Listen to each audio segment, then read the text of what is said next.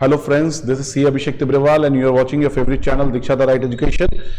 BCom वाले बच्चे बहुत वरीड थे, सेम 6 और ओल्ड कोर्स वाले बच्चे बहुत ज्यादा वरीड थे कि उनकी मार्किंग कैसे होगी, कैसे वो पीजी पोस्ट ग्रेजुएट लेवल पर एडमिशन ले पाएंगे, कैसे वो एमकॉम वगैरह परसू कर पाएंगे, उनके मार्क्स कैसे आएंगे, कहीं उनका ईयर वेस्ट तो नहीं हो जाएगा।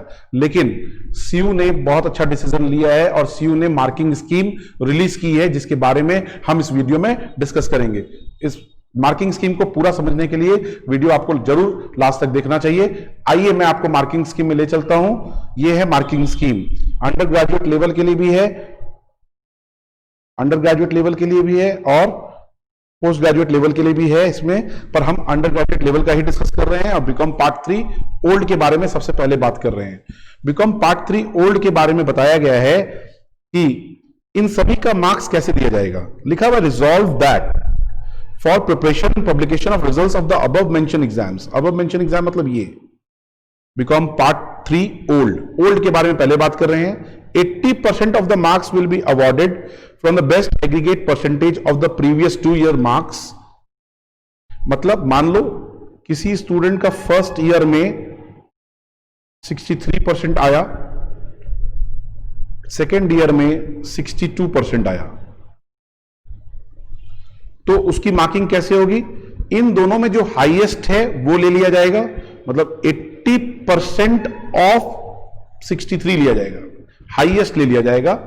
अब बचा हुआ 20% का क्या होगा? बचा हुआ remaining 20% marks will be awarded from the internal assessment taken from test examination results which will be sent by the corresponding colleges paper wise and course wise within July 10। बोलता है 20% लिया जाएगा जो उसका इंटरनल असेसमेंट का marks है उसके हिसाब से। मान लो कि अब उसको इंटरनल मार्क्स उसको जो मिला उसका 20% मिलेगा, ठीक है। तो इंटरनल मार्क्स का 20% लेने के बाद अगर आप समझें कि इंटरनल मार्क्स ओल्ड सिस्टम में 100 पर था, तो 20% अगर उसने 100 में से सपोजिंगली 70 स्कोर किया था तो उसका 20% आपको मिलेगा। तो अब आप अगर कैलकुलेशन करके देखते हो तो 80% ऑफ 63 50.4 प्लस 14 मींस 65 के आसपास आपका बोर्ड में थर्ड ईयर में मार्क्स आना चाहिए। तो मैं ये मान के चल रहा हूं कि इंटरनल असेसमेंट में सबको इंटरनल का 20 वेट है, तो 20% का वेट में कॉलेजेस जनरली 10 से लेकर 18 तक आपको देंगे, 10 से लेकर 18 तक। तो 10 से लेकर 18 का अगर आप एवरेज करते हो 10 प्लस 18 तो 14 मार्क्स के आसपास सबको मिलना चाहिए around.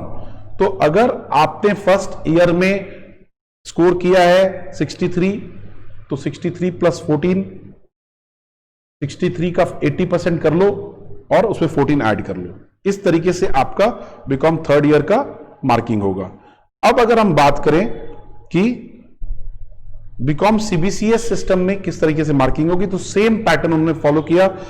80% of the marks will be awarded from the best aggregate percentage of previous 5 semester marks। मान लो सेमेस्टर 1, 2, 3, 1 में आपका 50% था, सेकेंड में आपका 70 आया, थर्ड में आपका 68 आया, फोर्थ में आपका 71 आया, फिफ्थ का मान लो आपका मार्क्स अभी तक आया नहीं है पर आ जाता है 69, तो आपका 80% ऑफ 71 लेगा। क्योंकि आपके सेमेस्टर एग्जाम्स के इंटरनल सेमेस्टर्स नहीं हुए हैं, remaining 20 marks will be awarded from the best of previous semesters internal assessments. Internal assessment भी नहीं हुए हैं, तो इंटरनल असेसमेंट में भी प्रीवियस 5 ईयर्स के जो 5 सेम के जो इंटरनल्स हैं उसमें जो बेस्ट आया होगा उसका 20%, प्रीवियस 5 सेमेस्टर्स का जो बेस्ट मार्क्स है उसका 20%। मान लो आपका बेस्ट आया है 80 तो 16, इस तरीके से आपकी मार्किंग होगी। 80 into 71 that is 57 plus 16, that comes to 57 plus 16 comes to 73.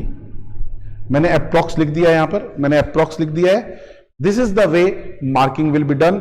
मतलब अब आपके पोस्ट ग्रेजुएशन एडमिशंस को कोई खतरा नहीं है.